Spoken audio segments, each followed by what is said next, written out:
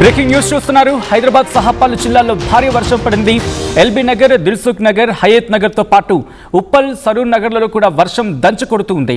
పలు చోట్ల లోతట్టు ప్రాంతాల్లోకి వర్షపు నీరు చేరుకుంటుంది. దిల్సుఖ్ నగర్లో ట్రాఫిక్ అంతరాయం ఏర్పడుతోంది. ఇన్ఫాక్ట్ ట్రాఫిక్ అంతరాయం ఏర్పడింది వర్షం కారణంగా. భారీ ట్రాఫిక్ జామ్ అయింది. సాయంత్రం ఒక్కసారిగా హైదరాబాద్ వాతావరణం మారిపోయింది.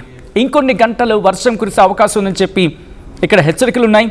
ఎమర్జెన్సీ అయితే తప్ప, అత్యవసరం అయితే తప్ప బయటికి రావద్దంటూ సూచనలు ఇస్తూ ఉన్నారు. మెదక్, కామారెడ్డి, నిజామాబాద్లో కూడా భారీ వర్షం పడుతుంది. మెదక్ మార్కెట్ యార్డ్లో ధాన్యం బస్తాలు తడిసిపోతూ ఉన్నాయి. అలాగే ర్యాలమడుగు, మంభోజపల్లిలో విద్యుత్ స్తంభాలు నేల కూలిపోయాయి. కొనుగోలు కేంద్రాల్లో ధాన్యం తడిసి ముద్దవుతూ ఉంది. రాగల 24 గంటల్లో రాష్ట్రంలో ఉరుములు, ఈదురుగాలులతో కూడిన వర్షాలు పడే అవకాశం ఉందంటూ కూడా వాతావరణ శాఖ హెచ్చరికలు జారీ చేస్తుంది. ఇప్పటికీ రంగారెడ్డి జిల్లా, ఇన్ఫాక్ట్ హయత్ నగర్, ఆ ప్రాంతాల హయత్ నగర్లో అత్యధికంగా 15 మిల్లీమీటర్ల వర్షపాతం నమోదైంది ఈరోజు. హయత్ నగర్తో పాటు సరూర్ నగర్లో 7.3, షేక్పేట్లో 5.5, పటాన్చెరులో 3.5, ఉప్పల్లో 2.5, అలాగే రామచంద్రాపురంలో 2.3 ఇలా కొన్ని చోట్ల వర్షం నమోదైన సందర్భం. మెదక్లో పరిస్థితి ఏంటి, మెదక్లో ఎటువంటి పరిస్థితులు ఉన్నాయి, డీటెయిల్గా మాట్లాడుకుందాం. ఎందుకంటే ఇటు మెదక్కి సంబంధించి మాట్లాడుకునే సందర్భంలో అక్కడ కూడా భారీ వర్షం పడింది. మీరు చూడొచ్చు, కళ్ళల్లో ఆరబోసిన ధాన్యం వర్షపు నీటికి తడిసి ముద్దయిపోయింది. దీంతో రైతులు వాటిని మళ్ళీ ఆరబెట్టుకునే ప్రయత్నం చేస్తున్నారు. అసలు ఆ దృశ్యాలు సగటు రైతుకి మాత్రం కంట చెరువు అనుకోవాలి. ఎందుకంటే ధాన్యం కొనుగోలు అంశం ఆలస్యం అవుతూ ఉండడం, వర్షాలు పడుతూ ఉండడం ఇటు సాధారణ రైతుని బెంబేలెత్తించేస్తూ ఉంది. ఒకసారి మెదక్ వెళ్ళిపోదాం. మా ప్రతినిధి మహేష్ అప్డేట్స్ అందించేందుకు సిద్ధంగా ఉన్నారు. మహేష్, మెదక్లో ఎటువంటి వర్షపాతం నమోదైంది, ప్రస్తుతం పరిస్థితి ఏంటి? మెదక్ పట్టణంలో అకాల వర్షం బీభత్సం సృష్టిందని చెప్పొచ్చు. ఒక 30 నిమిషాల పాటు ఈదురు గాలితో కూడిన భారీ వర్షం కురవడంతో ప్రజలు తీవ్ర ఇబ్బందులు ఎదుర్కొన్నారు. పలు చోట్ల చెట్లు, విద్యుత్ తీగలు కూడా కూలిపోవడంతో విద్యుత్ సరఫరా కూడా అంతరాయం ఏర్పడింది.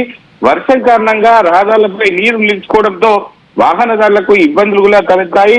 ముఖ్యంగా మార్కెట్ ప్రాంతంలో వ్యాపార కార్యకలాపాలు నిలిచిపోయినాయని చెప్పుకోవచ్చు. ఎందుకంటే మెదక్ పట్టణంలో అంత ఇరుకిరుకు సందులు ఉంటాయి కాబట్టి ఇవన్నీ వర్షం నీరు చేరుకోవడం వల్ల ఒక స్థానికులు అందరూ కూడా భయాందోళనకు పోయారు. ఎందుకంటే ఎక్కడ ఒక ఇంకుడు గుంతలు ఉంటాయి, ఏంటి హోల్స్ ఉంటాయని చెప్పి ఎవరు కూడా తెలియదు. కాబట్టి వర్షం నీరుతో మెదక్ పట్టణం నిండిపోవడంతో ప్రజలు చాలా ఇబ్బందులు ఎదుర్కొంటున్నారు. ఈ వర్షం ఈ సమయంలో రావడం ఏంటని చెప్పి పట్టణ వాసులందరూ కూడా ఆందోళన చెందుతున్నారు. ఇప్పటికైతే ఒక 30 నిమిషాల పాటు వర్షం కూడా జరిగింది. సజిల్, వర్షం ఇంకా పడుతూ ఉందా, లేకపోతే ఎలా ఉంది పరిస్థితి? ఆల్రైట్, మరి కాసేపట్లో మహేష్ దగ్గరికి వెళ్ళే ప్రయత్నం చేద్దాం. ఇప్పటికే భారత వాతావరణ శాఖ హెచ్చరికలు జారీ చేస్తుంది. పలు చోట్ల భారీ వర్షాలు పడే అవకాశం ఉంది అంటూ కూడా భారత వాతావరణ శాఖ కొద్దిసేపటి క్రితం అలర్ట్ను కూడా ఇచ్చింది. నేను మరి కాసేపట్లో ఆ పరిస్థితిని నేను మీకు ఎక్స్ప్లెయిన్ చేసే ప్రయత్నం చేస్తాను. భారత వాతావరణ శాఖ హైదరాబాద్ కేంద్రంగా తెలంగాణకు ఎటువంటి వర్ష సూచన జారీ చేస్తుంది, ఎటువంటి వర్షపాతం నమోదే అవకాశం ఉంది, ఏ ప్రాంతాలకు ఎటువంటి ప్రభావం ఉండే అవకాశం ఉంది, ఇదంతా డీటెయిల్గా మాట్లాడుకుందాం. భారత వాతావరణ శాఖ అలర్ట్స్ని జారీ చేసింది, రెడ్ అలర్ట్ని జారీ చేసింది వడగాల్పుల గురించి అని చెబుతూ. ఈరోజు పెద్దపల్లి, జయశంకర్, భూపాలపల్లి, ములుగు, భద్రాద్రి కొత్తగూడెం, ఖమ్మం ఈ జిల్లాలకు వడగాల్పులని ఇస్తూనే ఇటు ఎల్లో అలర్ట్ని జారీ చేయడం జరిగింది. గంటకు 40 నుంచి 50 కిలోమీటర్ల వేగంతో ఉరుములతో కూడిన వర్షాలు పడే అవకాశం ఉంది.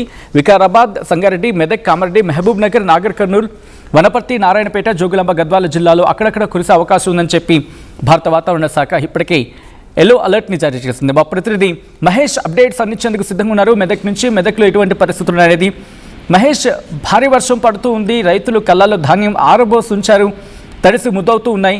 అక్కడ అధికారులు ఎటువంటి జాగ్రత్త చర్యలకు దిగడం జరిగింది, ఎటువంటి సాయం అందించే ప్రయత్నం చేస్తూ ఉన్నారు మహేష్? ఖచ్చితంగా సజ్జన్, మెదక్ పట్టణంలో అకాల వర్షం బీభత్సం సృష్టించిందని చెప్పుకోవచ్చు.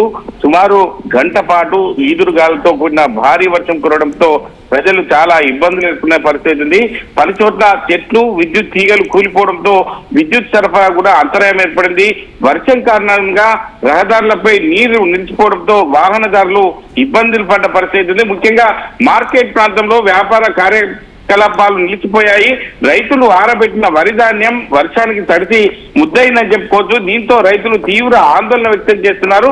ఎందుకంటే పండించిన పంటను తన కళ్ళాల్లో ఉండి ఐకేపీ సెంటర్ లో ఉండడం వల్ల అకాల వర్షాల వల్ల మేము చాలా ఇబ్బందులు ఎదుర్కొంటున్నాం. ఇప్పటికే ఉన్నతాధికారులు ధాన్యాన్ని కొనుగోలు చేయక చాలా ఇబ్బందులు ఎదుర్కొంటారని చెప్పి ఇప్పటికే రోడ్డెక్కి రాస్తా రోగులు ధర్నాలు చేస్తున్న పరిస్థితి మనం చూస్తున్నాం. కానీ అధికారులు అంటే జరిగిన సంఘటన జరిగిన తర్వాత అక్కడికి చేరుకోవడం ఏంటి నిర్లక్ష్యం ఏంటని చెప్పి ప్రధానంగా రైతులు విమర్శిస్తున్నారు. ఈ సంఘటన చూస్తుంటే మెదక్ జిల్లాను అతలాకుతలం చేసిందని చెప్పుకోవచ్చు. ఎందుకంటే ఒక గంట పాటు ఈదురుగాలతో ఇటువంటి వర్షాలు పడడం రైతులతో పాటు ప్రజలకు ఇబ్బందులు గురి చేస్తున్నారని చెప్పి మనకు తెలుస్తుంది. ఏది ఏమైనటికి సంబంధించిన ఉన్నతాధికారులు ఇప్పటికే అలర్ట్ అయ్యారు. స్థానికంగా ఎక్కడైతే నష్టపోయారో రైతులను కూడా ఐడెంటిఫై చేస్తున్నారు. ఖచ్చితంగా ప్రభుత్వం నుంచి సహాయం అందించే విధంగా ఉన్నతాధికారులు కూడా పర్యవేక్షణ చేస్తున్నారు. వాళ్ళను ఎవరైతే ఉన్నారో రైతులను నోట్ చేసుకుంటున్నారు. ఖచ్చితంగా వారికి ప్రభుత్వం నుంచి ఆదుకునే విధంగా ముందుకెళ్తామని చెప్పి అధికారులు అయితే చెప్తున్నారు. సజిన్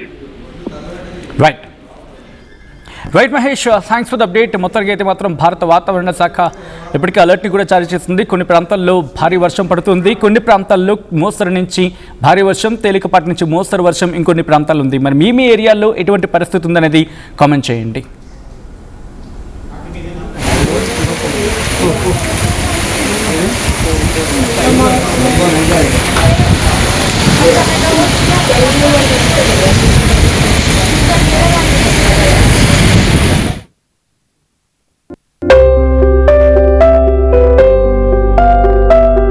చిన్న చిన్న ఆనందాలు 35 ఏళ్లుగా నా జీవితంలో లేవు.